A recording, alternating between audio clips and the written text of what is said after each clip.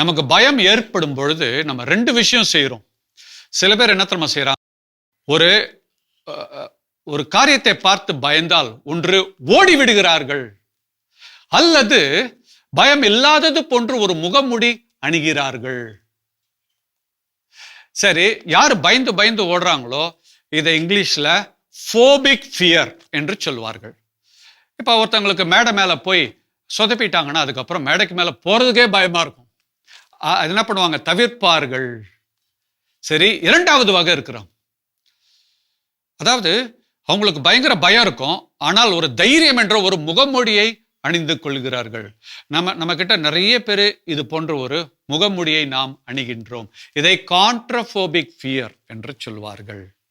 அப்ப யார் யாரெல்லாம் பயத்தை கண்டு ஓடுகிறார்களோ, அல்லது யார் யாரு பயம் உள்ள இருக்குது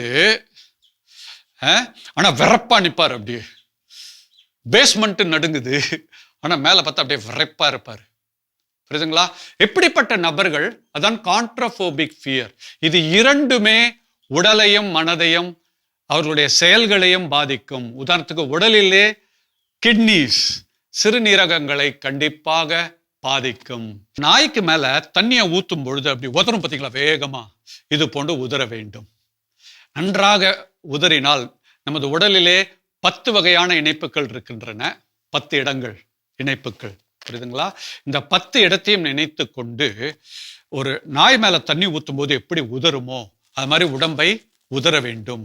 நன்றாக உதறிவிட வேண்டும், தலையிலிருந்து கால் வரைக்கும் இது மாதிரி உதற வேண்டும். எவ்வளவு நேரம்? லேசாக வேர்க்கும், உங்க உடம்பு லேசா ஜில்லுன்னு ஆகணும். இது போன்று செய்து விட்டு அது ஒரு 5 நிமிஷம் எடுக்கலாம், 7 நிமிடம். அது முடித்ததுமே நீங்கள் இறைவனது அந்த ஒரு படம் வச்சிருக்கிறீங்க, அதை எடுத்து அரவணைத்துக் கொள்ளுங்கள். இறைவா, நீரே எனது அரணும் கோட்டையும் கேடையும் என்று சொல்லி பாருங்கள்.